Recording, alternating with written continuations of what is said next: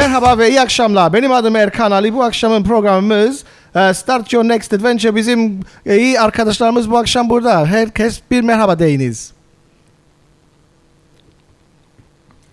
ਸਤਿ ਸ਼੍ਰੀ ਅਕਾਲ ਅਸੀਂ ਇੱਥੇ ਇਕੱਠੇ ਹੋਏ ਸਾਰੇ ਗੱਡੀਆਂ ਦੀ ਟਾਕ ਕਰਨ ਵਾਲੇ super cars fast cars and just cars अस्सलाम वालेकुम, कैसे आप? हम लोग बैठ रहे हैं मेरे साथ अरकान अली, गैब्स, क्लाउडियो एंड हमारा दोस्त राज सिंह. तो हम सुपर कार्स की बात कर रहे हैं. Stasera si parla di macchine veloci. Qui siamo con Erkan, Gabriele, Claudio e l'H2, non lo so chi sono. Ciao, come stai? Okay, we'll do it in English. Okay, everybody, welcome to today's podcast, Start Your Next Adventure, with Raj Singh from Supercar Services, Sajjad Ayub from SYNA, and of course our stars, Claudio and Gabs DiMaggio from Perfect Touch. Okay, so today's show, our podcast, Start Your Next Adventure, we've got our wonderful guest today, Raj Singh, along with Sajjad, is joining us for the show today, and obviously our main guys, Gabs and Claudio. So, first of all, welcome, Raj. Thank you for taking the time. I know we've been some time planning this. This is our first official podcast. So, welcome. How you doing? Evening, brilliant. Love the setup. Definitely a new experience, especially with that train going on the back. Yeah, they can't even hear it anymore. You know. So you know, you've come to join us today. You're from Supercar Services, which kind of does what it says on the tin, I bet, and we'll get into that in a bit more. How long have you known Gabs and Cloud and the lads? I mean, have you been working together for a while? I've known the lads for about a year, I think, and we just hit it off.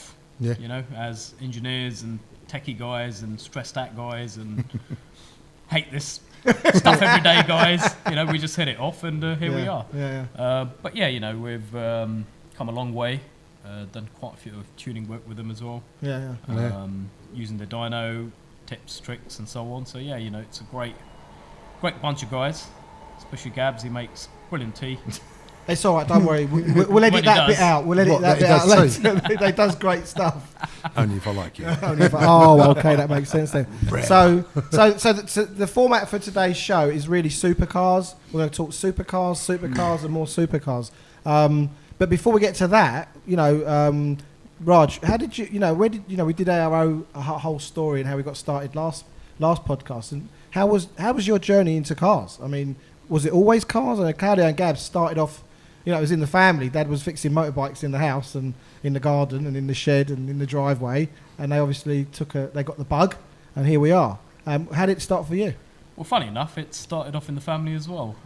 I'm actually born and brought up in Africa, and my father had a lot of government contracts out there. He was a civil engineer and a mechanic, and he used to basically work with a lot of government vehicles and convert them over. And as a kid, that's what you did. You know, you just got involved, right? And so I spent a lot of time with him, and I think I must have been 6 or 7 years old, and I decided, right, that's it. It's spanners for me.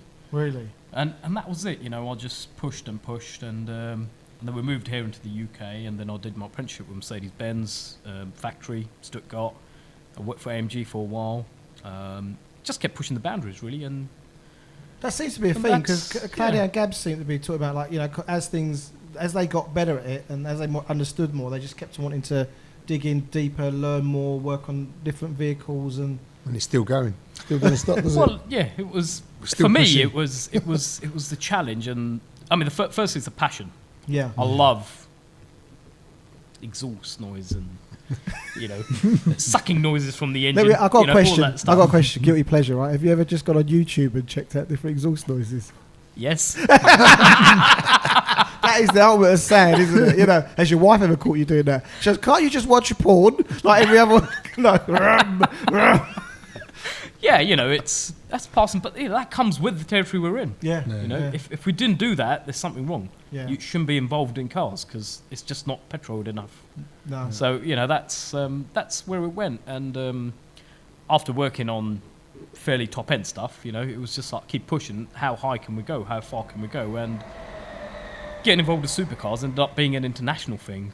And I ended up building clients all over the world, supporting projects everywhere, and that's how I actually met Cloud and Gabs. I built a twin-turbo Lamborghini Huracan for a German client, and because one's just not enough, right? Never. exactly. So like two minimum. I would have put 4 on, but anyway, that's my own problem. Some people well, just sell out. we did have that conversation. Yeah, well, we did. We did think about it, but it wasn't our car. So I just want to go back a bit. You said were you born in Africa? And whereabouts in Africa? I was born in Nairobi, Kenya. Uh-huh. My mum and dad were also born and brought up there. So in effect, I'm like 3rd generation Kenyan, right, as opposed to Punjabi. So it's kind of that's home. Right. And you get back? Do you go back to visit? I go back every couple of years because that's home. Right. Okay. Still got to go and sort of smell the air and make some dust.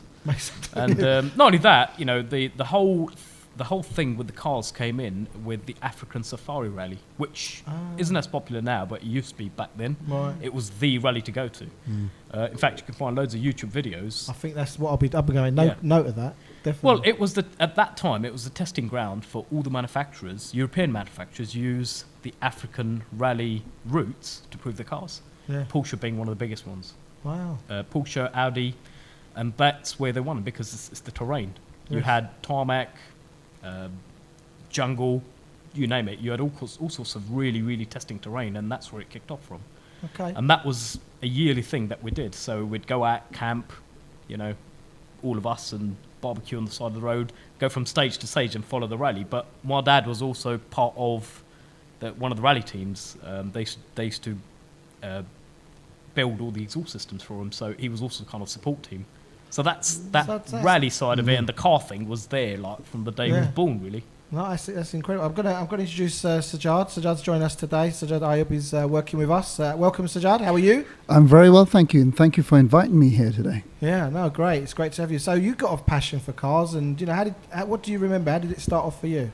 I think it started off with me just watching all these movies, actually. Oh, God, yeah. It started off from the movies, and then that passion I think I had my first car I bought, I passed my test, and I thought, right, what do I get for my first car? And I bought a Mitsubishi Starion Turbo, only because I was watching... You'd never get insured today on that. I know. Was that the first car, Starion Turbo? It's all downhill after that. I know. I was watching, I think it was Gumball... Was it Gumball Rally? Do you know that I was going to ask, what was your first, memorable car chase movie or whatever it was? Mine was Gumball Rally. Yeah, 1976, I think it was. Right. So I was watching that movie and I saw Jackie Chan. I think Jackie Chan and Richard Keel was the guy with You're Jaws. thinking Gumball Rally. Gumball Rally, yeah. Not no, Gumball Rally or... No, you're thinking Cannibal Run. Sorry, Cannibal Run. Gumball Rally wasn't that. Yeah, Cannibal Run. So I saw Cannibal Run and I saw Jackie Chan and Richard Keels in this black car and I thought, wow, what car is that? And that always stuck in my mind. And when I had enough money, I saved up enough money, and that was the first car I bought. Wow. And that was an amazing car. At the age of 21, that was the first car I bought. And just from then, it's just built on. I've just... And what are you driving at the moment? Because there's always what you're driving right now, where your heart is, You don't have to tell us, man. We understand. Yeah, I can't. I mean, there's viewers there. So, go. No, I've got a passion. I've got a passion for cars. I'm into all kinds of cars. I like the eco cars as well, the Teslas, the electric stuff, as well as the fast cars, the tuned cars as well. Well, that's interesting, because we're talking supercars, and now some of the bigger, the more powerful Teslas and things like that are they're in supercar territory. Getting into supercars. So what's going? Isn't part of the allure of supercars and sports cars that is the internal combustion engine? You take that away, because I've watched. Was the E-Race? Yeah, but they're trying to combine the engine and the electrics. So that's where they're at the moment. Recently, I don't know if you guys have heard. There's a guy called Mate Rimac. He's a Croatian guy, and he's developed the world's fastest electric supercar. It's actually got 4 electric motors, one in each wheel. and it produces something like 1,400 brake horsepower. And they were racing it against a Bugatti Veyron, and it beat a Bugatti Veyron. Yes. Amazing car. And that's from a young guy who started off. It's done fantastic. I met the guy, yeah. You met him? I met him at Salon Preview last year. They displayed the car there, and it is fabulous, but very expensive. I imagine it is now, but what does that do to when you start to get these electric cars that are essentially electric motors with software, what does that do to the whole tuning industry and the whole... I suppose you start putting one electric motor out of one car into another car. So you've already given it some thought. Chopping and changing. I mean, where, I mean, on the note of, say, the future of cars and car enthusiasm, once cars go driverless, I mean, because a lot of people aren't enjoying their drive now. They're sitting in traffic, they're going to work, they're commuting, or, especially, I mean, I think lorries and trucks are going to be the first kind of phase of electric cars. And it kind of, I think for people who are not that interested in driving, it's actually kind of, that's great. I can just read my newspaper or do some emails. But what do you think? Will motor cars, as in the passion of it, become like vinyl for hi-fi addicts? Nah, it'll be track days. It'd be a weekend event. Yeah. It'll be something to look forward to. It will be the stress reliever. It'll be like, I'm gonna go take it to the track. So maybe what motor car use in that, in internal combustion, it will be your end of the week, end of the day hobby, not your everyday occurrence. I mean, what does that do to the future of this industry? What do you think, guys? I'll pose that question. I'll throw it out to you, Claudio. I think there's too many cars out there for it to have an effect. It'll take such a long time. We won't be around. Hopefully. We'll be on Mars. Me and Clad are going to be on Mars. Well, I just had a thought. I think what will happen with driverless, it'll be like your mobile phone. You'll get a certain amount of miles a year. You press the button, bing, the car will turn up. Yeah. Maybe it's a pool car. It'll take you to the route it takes you. And I reckon there'll be a lot less cars on the road. Because you think about it, they reckon a car on average does 1 hour a day. Most of the time it's sitting in a car park or on a driveway. It's not even being used. So there's got to be, I don't know, 70-80% of cars out there most of the time are not being used. So if you rationalise that, you probably won't need anywhere. I know we're off the topic of supercars, but maybe that'll leave the road empty for people like us. We hope. That is a thought. And you can just drive around them. Well, they'll all be parked up, won't they? Or in, I don't know, sheds somewhere. Well, they're building. I mean, they're building a lot of infrastructure in Dubai at the moment. We're just talking about the Middle East. They're building their infrastructure at the moment for actually having driverless cars. That would be probably the first city that will come online. So do you think that'll happen? It will like be a country at a time or region at a time, click, click, click, and suddenly, bosh, it's just normal. I think it'll take a period of time. I don't think it will happen, as Claudio said, immediately. It'll take a long time. Just like, I mean, you've got classic cars back in the, 18th or 19th century. Those cars, those classics are still around now. I mean, that was over 100 years ago, right? That's not long. It's not long. It's not long for full market penetration or saturation. Let's get back to supercars. We're losing our momentum. Everyone's got to be like, all right, bruv, where's this going? We're talking about torches. Right, okay, so what was one of the earliest cars that you remember kind of getting involved in terms of supercars? It was actually a Lamborghini Murcielago, one of the first ones that entered the country, had a lot of problems. This is how I ended up with the supercars and working on them. It was a client of mine who just got fed up taking it to Lamborghini and they couldn't fix it. And it was a very simple issue. It was an engineering fault. So when you say engineering, you mean mechanical? It was a mechanical issue, yeah. They had a couple of electrical issues as well, but it was more mechanical than that. And it was just a little minor adjustment, and that was it. It just hit off from there. Before you know it, the word spread, and I had all these Lambos and Ferraris turning up, and at that point... Fix my car. Yeah, and it was like... I hate working on them because they're backbreaking. Were you an independent guy at that time, or were you just someone who... No, at that time I was working for Mercedes-Benz as a global tech. Right. And this client owned a load of Mercedes that time. So he knew me, and then he said, look, have a look at it, what do you think? And when I looked at it, I thought, well, look at this car. This is supposed to be a 2001 state-of-the-art supercar, but it's got 80s Fiat components in it, and it's got 3 ECUs, but this Mercedes has got like 50 ECUs. What's going on here? It's like we're working backwards. But isn't that a bit like getting, I suppose like anything, you get behind the curtain and you start to see what's really going on. And you look at supercars, they're slightly intimidating, aren't they? We all had the Countach on a poster, and you had your 911, and then when you kind of got close, do they sometimes not meet our expectations? Do you think? Not after you've driven one. Or worked on it. but The that's pin-up might not match the fantasy, if you see my point.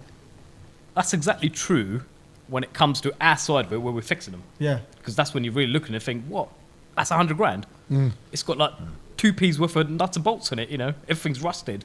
It's 2 years old. Everything's rusted. It's all breaking off. What's going on here? Right. But that was a bit of a shock for me actually as a learning curve, because it's marketed as the state of the art, the best, in technology and materials and everything, and it's actually all built in the back of a shed somewhere.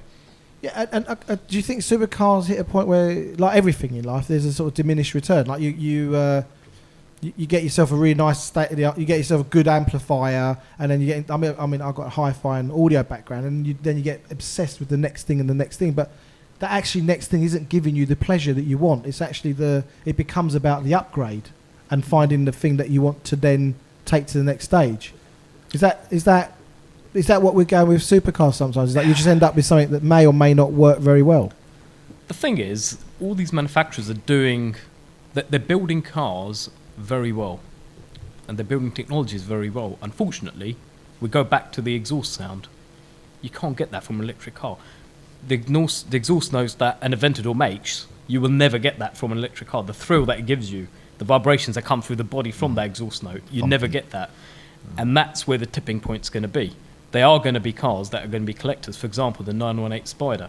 That's an electric car with an engine in it, but the engine doesn't really do much, and the electric is so quiet you can't hear it. So actually, it's a Tesla, in a way. It's just a very quiet, fast car, which's got no drama. So you've got to have some drama, and I think that's where a lot of, and this is from experience with a lot of my clients who do own both. I mean, we've got the supercar territory, then we've got the hypercar, so like the Koenigseggs and stuff like that, who are also moving into some form of electric. A lot of it is to satisfy government's emissions and be able to produce a car that will pass the laws. But deep down, they still want to go back to the combustion engine, because that's where it all started, and that's where I think that will still remain. It's never going to go away.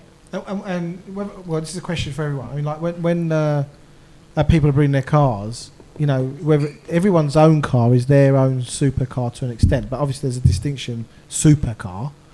In fact, I was watching Top Gear the other day. They were arguing over a Lamborghini Aventador and a 911 Turbo, and he's going, no, that's a supercar, but it's not a supercar. Yeah. And then it becomes about all these gradings. And then obviously in the tuning world, people go, I don't really need all that bling. I want a car that is really fast. Because last time we was talking about, obviously you've got mental issues, Claudio. We all know that. There'll be subtitles here. But, 1,000 brake horsepower out of not a supercar, if you know what I mean, not a hypercar. Why are people doing that, do you think? What, 1,000 horsepower? Yeah, do I need to ask? I don't even know. Why would you even... Why? Once you've driven that sort of power, that's it. It's done. So there's an addiction. It's done. Yeah, definitely. No going back. No going back. You were out in that Ferrari, that Lambo. Lambo, yeah. Again, it's... That was what was that? That was 850... There are so many things that... For example, you've got the turbo noise coming in, right? But if you can have a bigger turbo making bigger noise, you'd have the bigger one. It's that. It's how far if you can could, you go? you would. If you could, you would, and a lot of people can. Yeah. And we make that happen. So it's that will never go, because you just don't get that with the electric cars. You don't get that with the futuristic cars, and that's where it's gonna be. The supercars or the tuned cars will always be around, even in 20, 30, 50 years, because that will be the fun thing. And do you think people I mean, I was, I think it was in Kensington, Knightsbridge, a couple of months ago, and there was a lot of very, very interesting cars, up and down. And I was wondering how many of those people really are car enthusiasts, even though they spent a lot of money on a car, or is it, or is it just rich kids or rich people buying cars? Do they really love their cars, or is it just keeping up with the Joneses? Is there that kind of thing going on at that level? It's a bit of both. I mean, we have the Arabs come over every summer, and with those guys, it's more about, because they can afford to, You know, if you bought a 918, I'm going to buy one 918S. You know, it's one of those. It is one of those ego things as well, where you know you've got to have one better. But then and that's where the tuning world really kicked in, because then it becomes, how do you make better? Well, then you come to see me and him, and then we stick turbos on, and we do this and we do that. So it's constantly evolving, and they are the people that they do love their cars. Don't forget the toys. Yeah, you know, we all grew up with bikes and little racing cars, or you know, radio control cars, and then that was it. You know, we now grow up, I want to have a sports car, and it's that passion. So that with the boys, it doesn't really end. No, it's just there. It's in our DNA. It's in the DNA. So money really is a fuel for something that people already feel quite. Because again, even if you've got a lot of money, it's still a lot of money to spend on those kind of cars, isn't it? Even if you've got. It is. I mean, it seems to be that market in that car sector is exploding.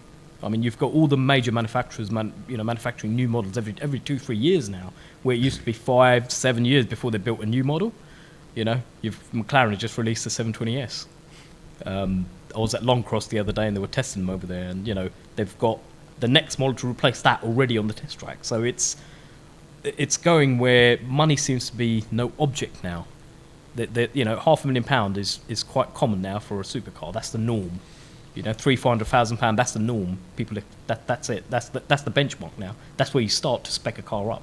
Wow. So it's almost as if we're in that territory where $1 million is nothing now. You know, the Rimac. Yeah. You know, that's I think it was 1.5 million. Yeah. He's already sold out. And they can only build they're only going to build 10 a year, but he's already sold out. He's done. So you know, it's like there is but then you've got the collectors, where these collectors are just out of this world. I've got a client, he's got nearly 600 cars. Wow. But for him, he's got to have whatever comes out. You know, it's like the best sandwich. He's got to just have it. Even if he does nothing with it, just has it. You know, so there is that side of it where it's really gone. I think it's gone just out of this world. I've never seen anything like it. You know, even car prices in general. You know, like the Porsches and stuff. They've just gone from being nothing to way up there, and they keep going up. So it's like there's obviously money there. People want these cars because they do see them as being extinct at some point, so they all want to keep the good ones and collect them and keep them. So it's a certain amount of maybe speculation. Absolutely. All that. Tracks and going out on track days and Nürburgrings and all that kind of stuff. People doing that with their supercars? Oh, it's that side of the business is massive. There's a waiting list to get onto tracks now. You know, 5 years ago, I do a lot of my testing on tracks, and you could get to tracks. Now you can't. You have to book, and they're booked up because they've got a lot of companies have set up their own sort of experience weekends where they put a package together. One of my clients has just been to Spa, so they've been driving in Spa. They've been in the Ardennes, done all the mountain roads, like a weekend package.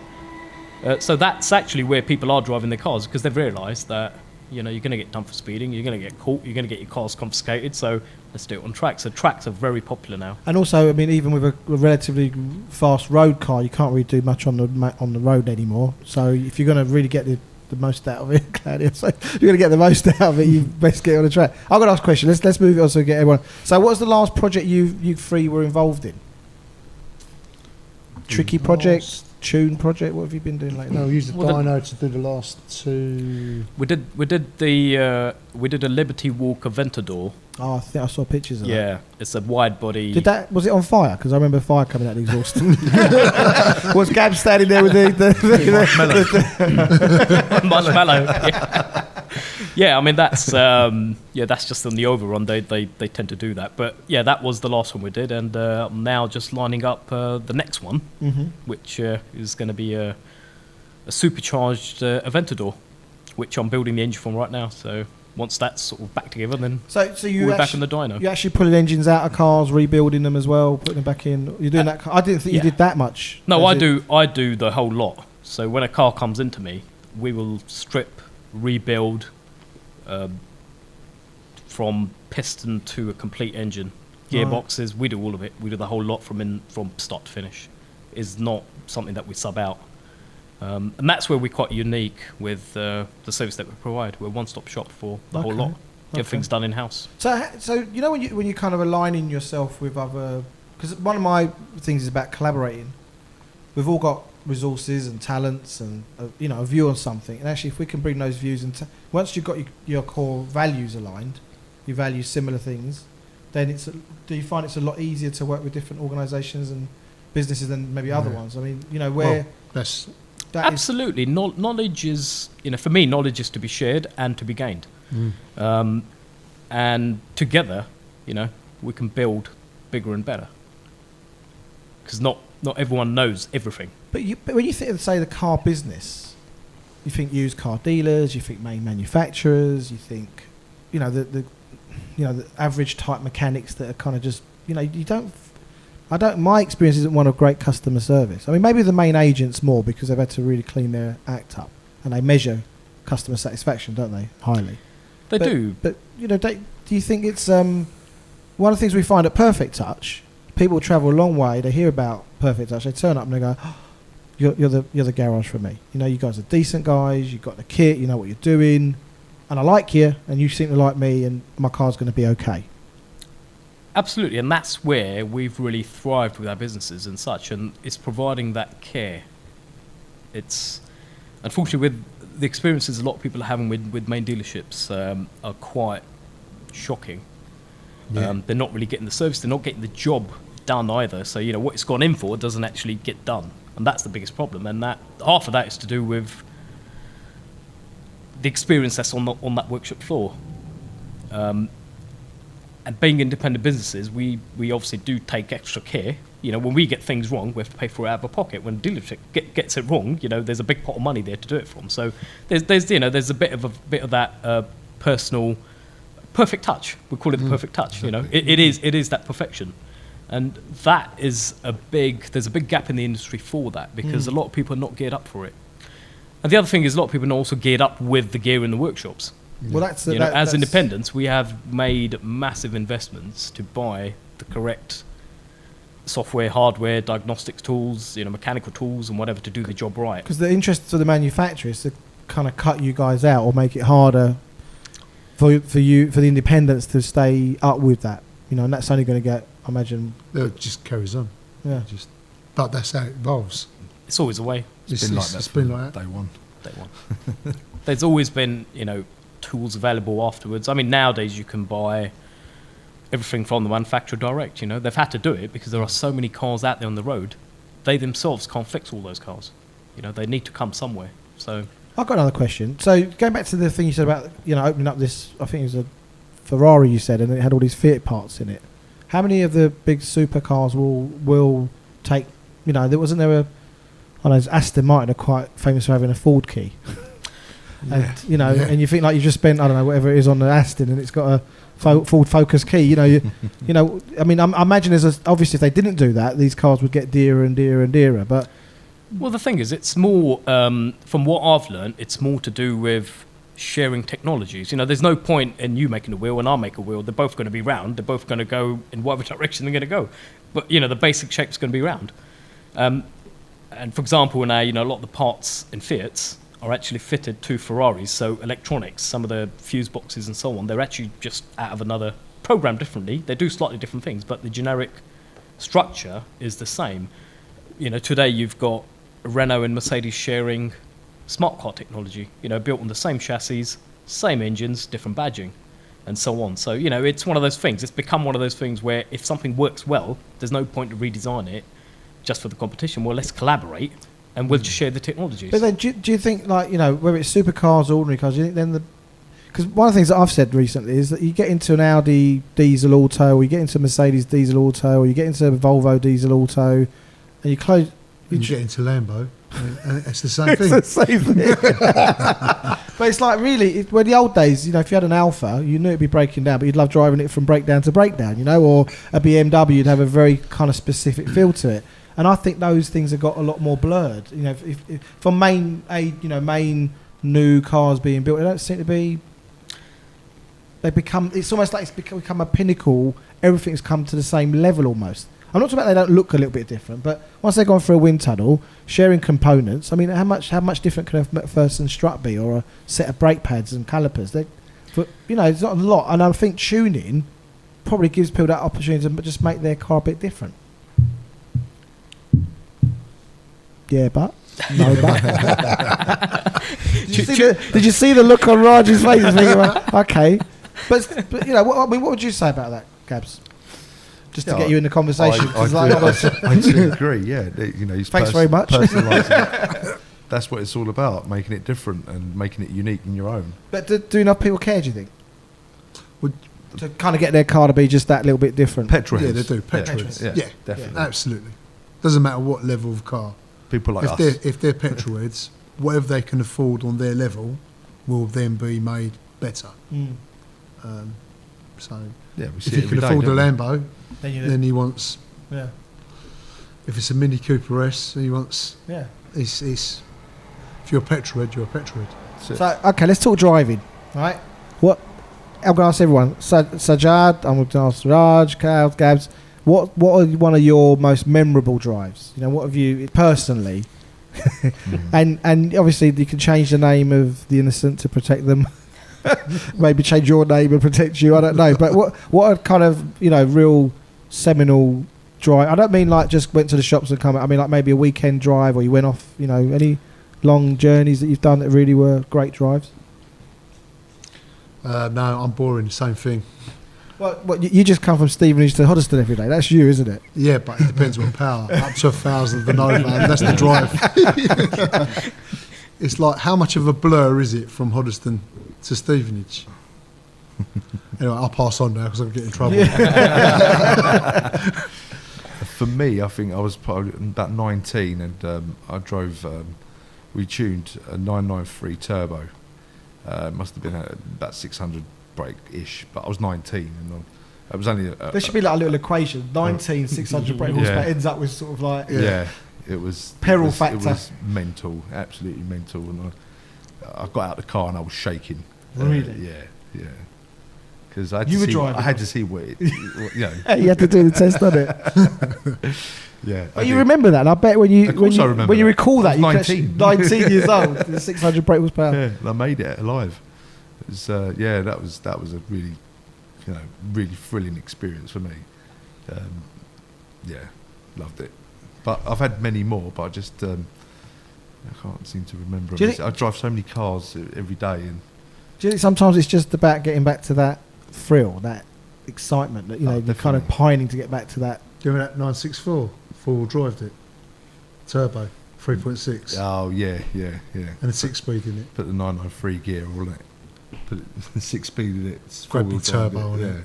Everything. That was crazy. And we had chasing motorbikes. Chasing motorbikes. We had chasing motorbikes. A yellow. That car was yellow. And a yellow roof. 964 turbo. And was having a little bit of a tussle on the road. Not telling you what road, but well, if it's over 9 years, mate, I think the statute of limitation, you're right. The road doesn't exist anymore. It's just saving a few phone calls after that. How about you, Sajjad? What drive trips or adventures? I had one in the Middle East recently. So as soon as you say I had one in the Middle East, everyone's like, okay, say more. Yeah, was it a tank? No, it was a McLaren. Oh. It was an MP412C. I was sharing with Matt earlier on. We went out, there were about 7 of us, 7 different McLarens. Wow. I had a Spider, and we took it out for the day. So this was courtesy of the McLaren garage. I'm not going to say which one. We're in the Middle East. Can't be that many. And I had it out for the day, and I think on a long stretch of road with nothing on it, out in the middle of the desert, got about 196 out of it, which was nice. on that note, has anyone beaten 196?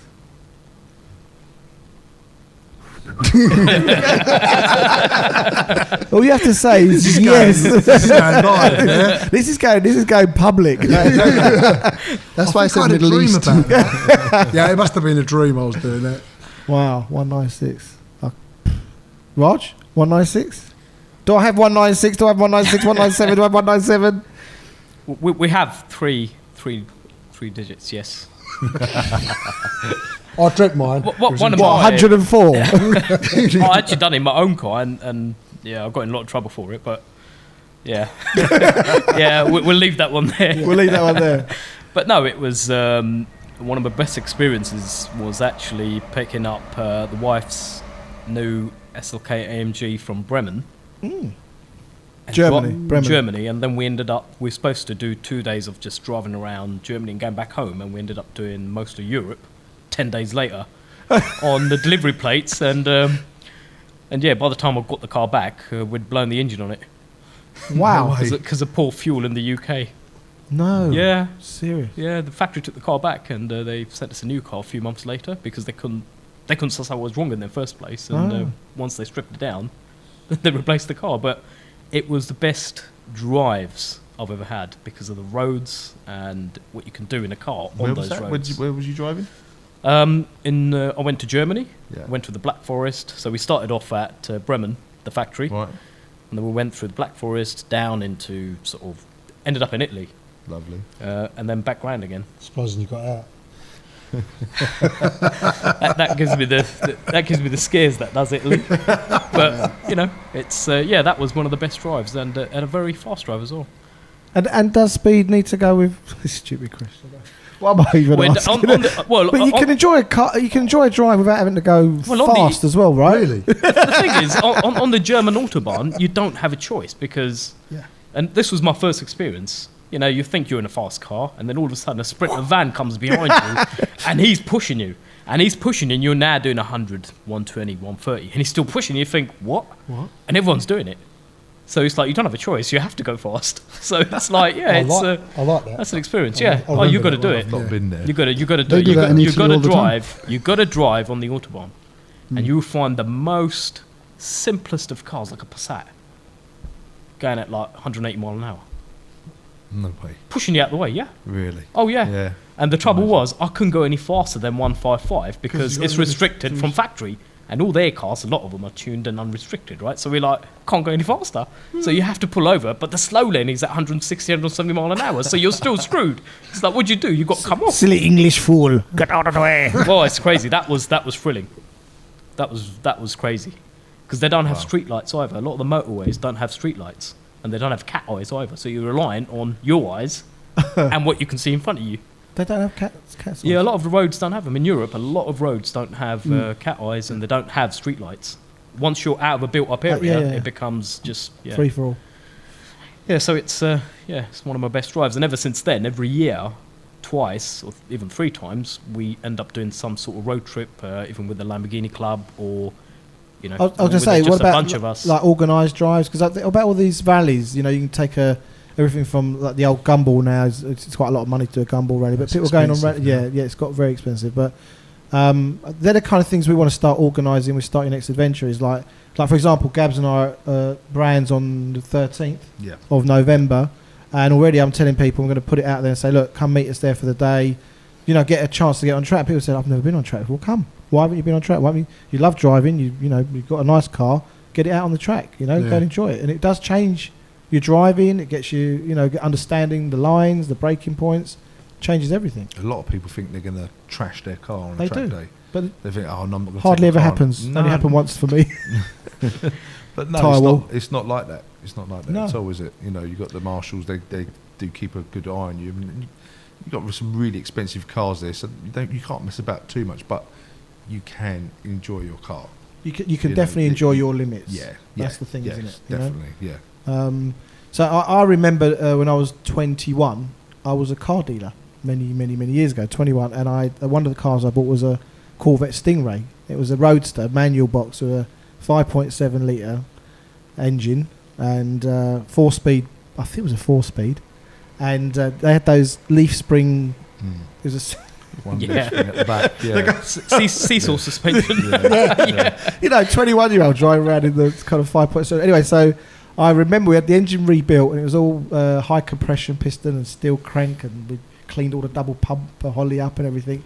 And I was driving this car around. I remember going down the A10, and I don't know what got into me. I just thought I'm just going to give it some. I'm doing like 85, 90 miles an hour down the A10. Police there with a camera, and he's going like that, and I've gone boom straight past how far am I going to get in a red Corvette, roof down, burbly along? I thought, what the hell? So I pulled up just before the A10, and I parked up, and I sat outside the car waiting for them.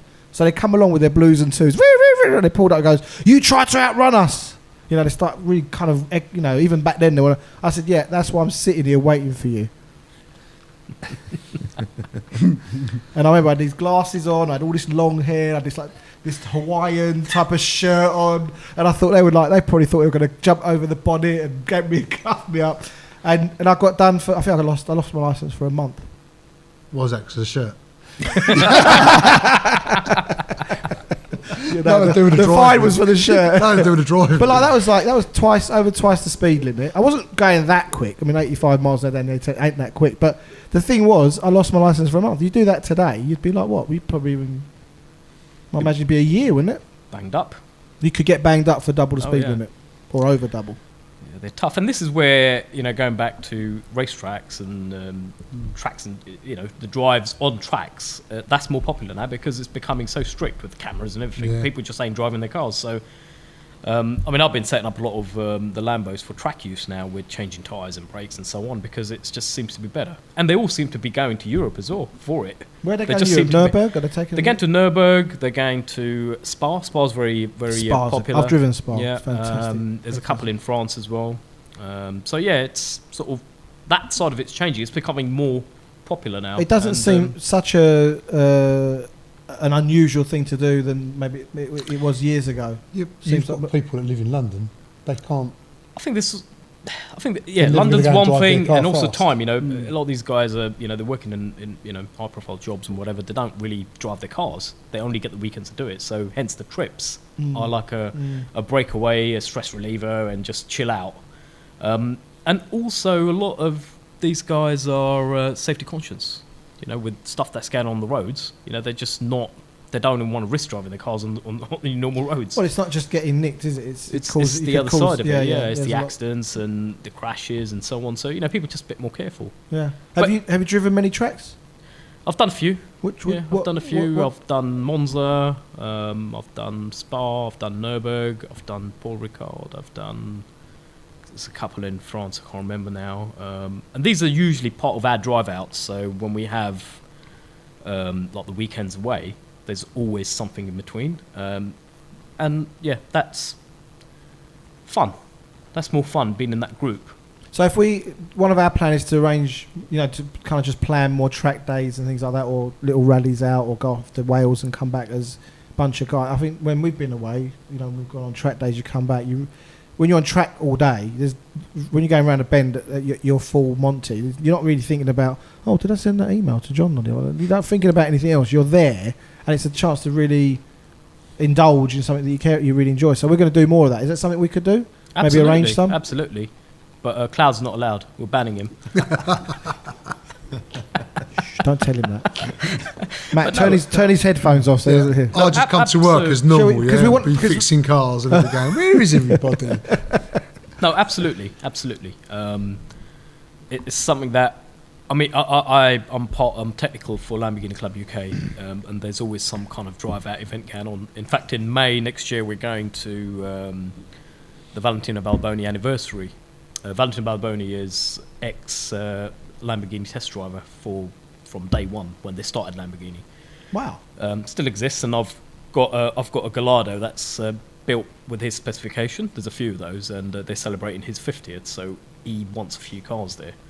You guys are welcome to join us. You don't have to come in a Lamborghini. Can I just put that in my diary? You can do, absolutely. It's I better go and order from my the Lamborghini. 6th to the 8th of May. 6th to the 8th of May next year. And part of the drive is we're going to be driving around Italy for 3 days. So they've organised. Can we bring our Scooby? You can, and in fact, it's going to be. We're going to have a police escort, so it's the right way to do it. Let's do it. Talking of police, I was quite involved with the Volkswagen Cup, and they go once a year. They go to Spa, and they basically after during the race weekend. I think it's on the night before the last race. I can't remember. And they drive to the local village, which is about 8 miles away, and they close all the road, and we do to the mechanics and the support guys, and I got to drive round the track and then all the way to the village and all the way back again, and doing these parade laps, and all the people coming out and everyone's going up and down the road, and they had all the old bugs, you know, the Beetle. Yeah. I can't remember what they call them. They call them fun cars. There's a name for that series. So we had all those, and you get them, and they park them all in the square, and for that night the whole town is full of cars and people coming out looking at the cars. It's a fantastic day out. Brilliant. Yeah, that's for believe it or not, for like in Italy, you know, they don't see Lamborghinis and Ferraris regularly like we do over here. They're rare sights, so for them it's such an excitement. They do actually shut the squares off. Yeah. I participated in the Lamborghini 50th anniversary 4 years ago, and that was 7 days. This was organised by the factory. It was 7 days of driving something like 300 kilometres a day. Wow. Through towns and mountain roads and passes and all I of do that. believe we got ourselves a convoy of Lambos. Big, 350 Lambos. Wow. Over 500 police on bikes and cars. So what they would do, they would take a bunch of sort of 15, 20 cars, get them through the roads, and then the next bunch would go, and the next bunch would go. But it was like unrestricted, just go. Really? Yeah, it was crazy. I've never done it legally. Yeah, no, it's, I've had a police convoy, but just not a legal one. So yeah, you know, that was. That's called a pursuit. A pursuit with a helicopter. Oh, it's that's definitely something to experience, and it's a buzz. And the thing is, once you've done it once, it's like a drug. You just want to keep doing it. Yeah. You can't get enough of it. Yeah. And I've ended up doing it at least 3 times a year now. Every year we make it a point that we're going to go. What a way to make a living, eh? Doing something you love. Absolutely. Yeah. And I've done it in my G-Wagon over Christmas as well. You know, snow, Switzerland, up in the glacier. Carry on. You know, just carry on. It's just that you end up buying cars to do things at every season. That's the other thing. So to all the youngsters out there, it's a good thing, but it's expensive. It's like that the Tony Montana line. First you get the first you get the power, then you get the money, then you get the girl, then you get the Lambo.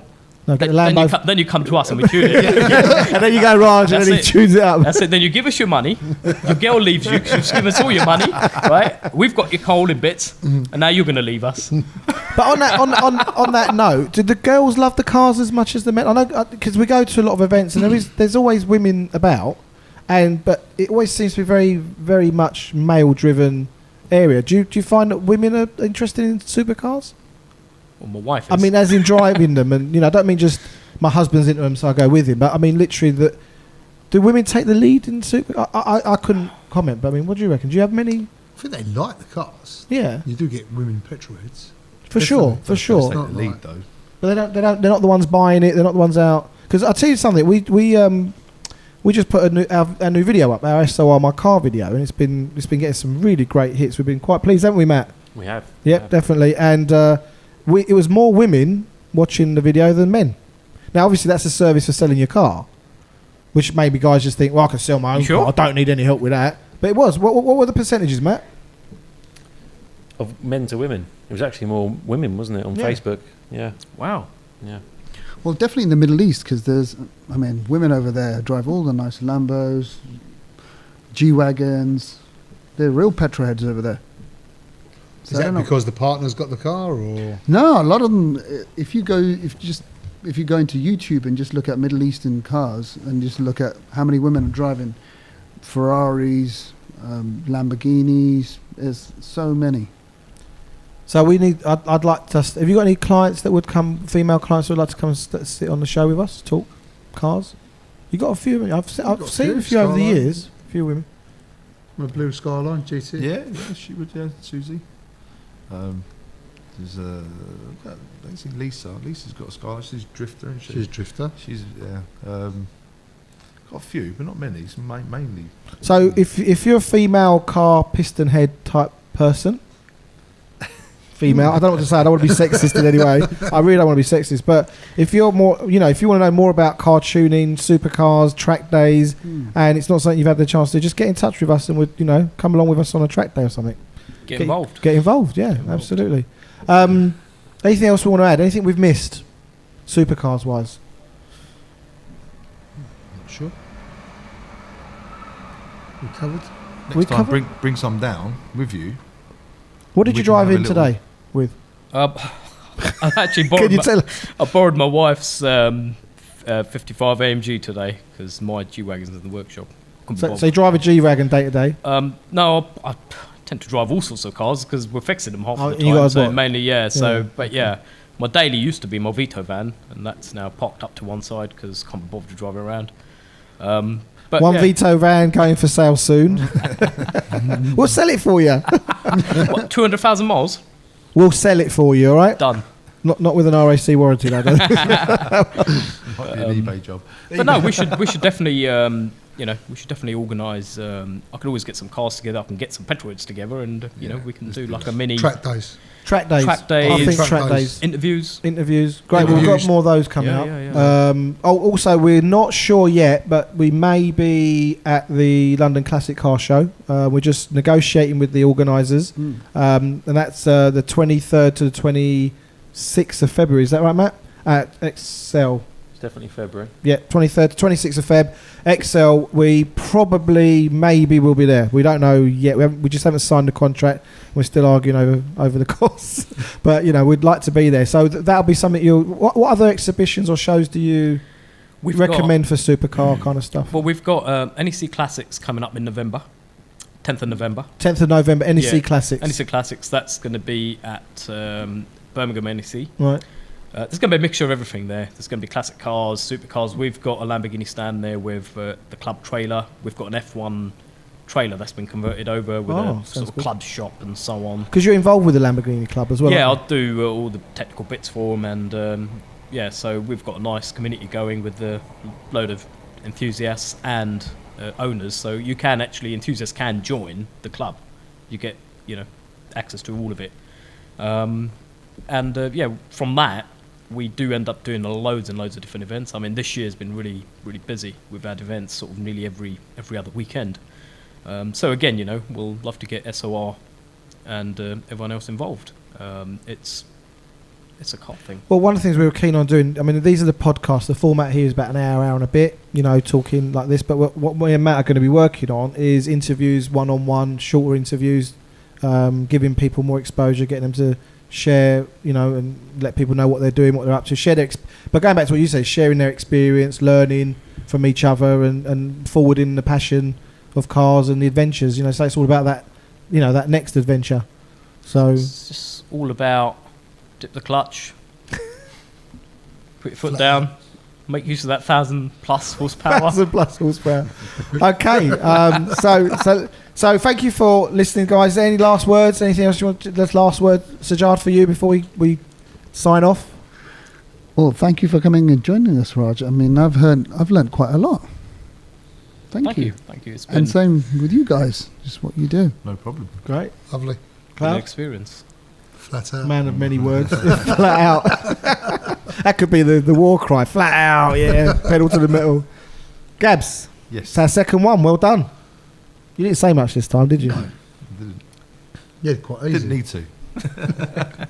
No, good. Well, listen, thank you, Raj, for taking the time to join us. Thank you. We really appreciate you being here. And Everyone. on behalf of everyone at SORmyCAR, Perfect Touch, and our Start Your Next Adventure theme, we bid you good evening and thank you for watching. I've been Erkan Ali with the team. Take care. Bye-bye.